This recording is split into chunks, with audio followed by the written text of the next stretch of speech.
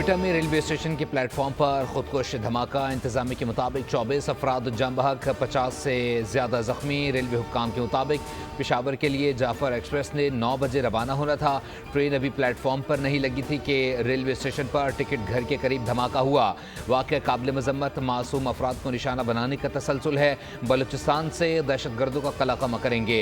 वाक़े पर वज़ीर आज़म, वज़ीर आला सिंध, गवर्नर सिंध, अमीर जमात इस्लामी हाफिज़ नईमुर रहमान समेत दीगर शख्सियात की मजम्मत। वज़ीर आला बलूचिस्तान सरफराज बुगटी का तहकीकात का हुक्म।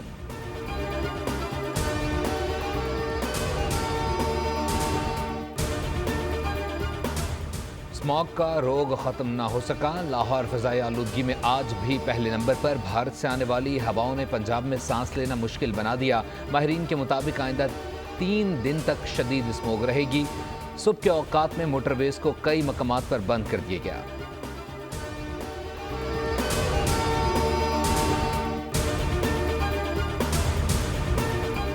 नौजवानों का मुल्क से बाहर जाना खुश आइंद है। इससे साबित होता है कि पाकिस्तान के पास ज़्यादा स्किल्ड वर्कफोर्स है। मज़ार इकबाल पर हाजिरी के बाद वज़ीर इत्तलात अता तारड़ की मीडिया से बातचीत कहा, पाकिस्तान के फॉरेन रिजर्व 11 अरब डॉलर्स हो चुके हैं। दुनिया भर से सरमायाकारी आ रही है। आरामको का पहला पंप पाकिस्तान में खुल चुका है। अता तारड़ ने कहा, PTI सिर्फ NRO चाहती है जो उन्हें नहीं मिलेगा। दुनिया में किसी तब्दीली से पाकिस्तान को कोई फ़र्क नहीं पड़ता।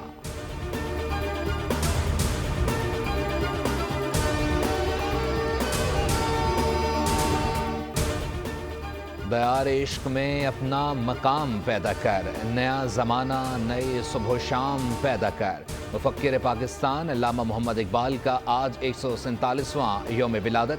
शायर मशरक़ की खुदी के तसव्वुर को उजागर करने के लिए मुल्क भर में खुसूसी तक़रीब का इनेकाद किया जा रहा है। शायर मशरक़ अल्लामा इकबाल के यौम पैदाइश पर पाक फ़िज़ाई का ज़बरदस्त ख़िराज अक़ीदत पेश। अजीम शायर को फ़िक्रंगेज़ तहरीरों पर सलाम भी पेश किया गया।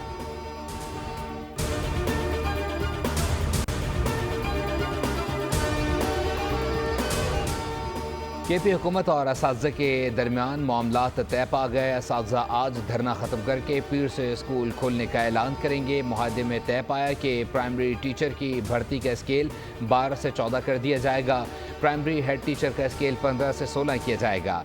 अपग्रेडेशन पर 11 अरब के इजाफी अखराजात आएंगे।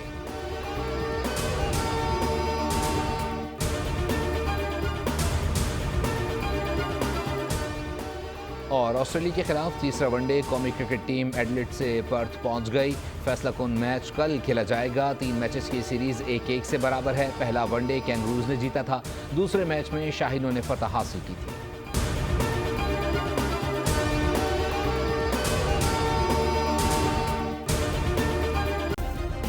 सब्सक्राइब करें और बेल दबाएं ताकि कोई खबर रह न जाए।